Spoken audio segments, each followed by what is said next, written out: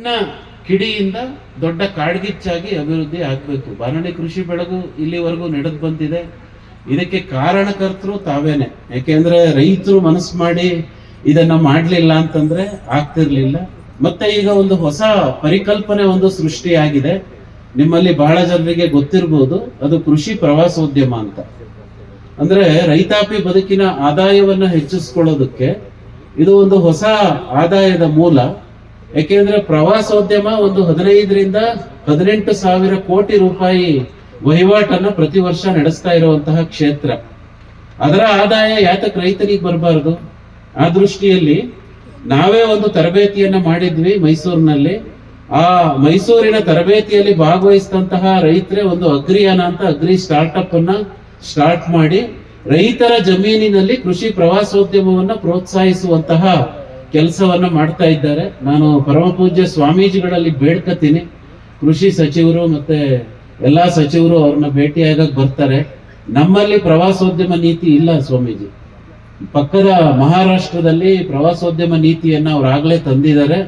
ಪಾಂಡುರಂಗ ಥಾವ್ರೆ ಅಂತ ಹೇಳಿ ಒಬ್ರು ರೈತರು, ಅವರು ಅವರ ಇಡೀ ಊರನ್ನ ಕೃಷಿ ಪ್ರವಾಸೋದ್ಯಮದ ಮೂಲಕ ಕಟ್ಟಿ ಇವತ್ತು ಅಲ್ಲಿರುವಂತಹ ಪ್ರತಿಯೊಬ್ಬ ರೈತನು 50,000ದಿಂದ 5 ಲಕ್ಷದವರೆಗೆ ವ್ಯವಸಾಯದ ಜೊತೆಗೆ ಆದಾಯವನ್ನ ಪಡಿತಾ ಇದ್ದಾನೆ. ಇವತ್ತು ವಿಠಲಾಪುರದ ವಿ ಆರ್ ಸುಬ್ಬೇಗೌಡರು ಇದ್ದಾರೆ. ಅವರ ಜಮೀನಲ್ಲಿ ಅವರೇನು ರೂಮ್ ಕಟ್ಕೊಳ್ಳೋದು ಬೇಡ. ನೀವೆಲ್ಲ ಪೇಟೆನಲ್ಲಿ ನೋಡಿರ್ಬೋದು, ನಮ್ಮ ಟೆಂಟ್ ಹೌಸ್ಗಳು ಇದ್ರದ್ದು ಹೌಸ್ಗಳೆಲ್ಲ ಬರ್ತವೆ. 2,000ದಿಂದ 5,000 ಕೊಟ್ರೆ ಸಿಟಿಯಿಂದ ಜನ ಬರ್ತಾರೆ, ನಿಮ್ ಜಮೀನಲ್ಲಿ ಮಲಿಕತ್ತಾರೆ. ನೀವೇನ್ ತಿಂತೀರಾ ಅದನ್ನ ಅವ್ರಿಗೂ ಹಾಕಿ ಒಂದು ದಿನಕ್ಕೆ 1 ರಿಂದ 3,000ದವರೆಗೂ ನೀವು ಅವರಿಗೆ ಚಾರ್ಜ್ ಮಾಡ್ಬೋದು.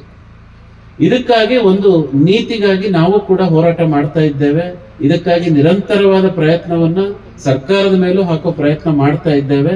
ಕರ್ನಾಟಕ ರಾಜ್ಯ ಪ್ರವಾಸೋದ್ಯಮ ಇಲಾಖೆ ಪ್ರವಾಸೋದ್ಯಮ ನೀತಿಯನ್ನ ತರಲಿ, ರೈತನಿಗೆ ಕೃಷಿ ಪ್ರವಾಸೋದ್ಯಮದ ಮೂಲಕನೂ ಕೂಡ ಆದಾಯ ಸಿಗಲಿ ಎನ್ನುವಂತಹ ಒಂದು ಪ್ರಯತ್ನ ಆಕಾಶವಾಣಿಯದ್ದು.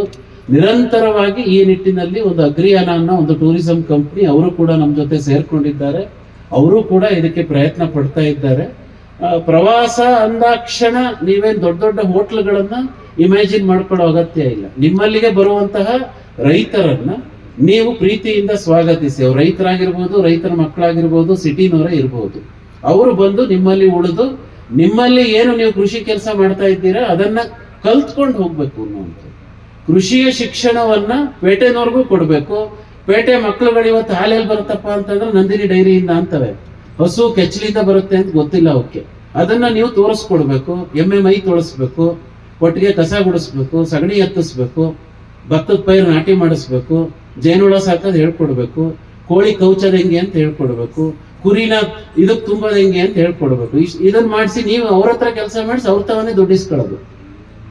ಅರ್ಥ ಆಗುತ್ತೆ?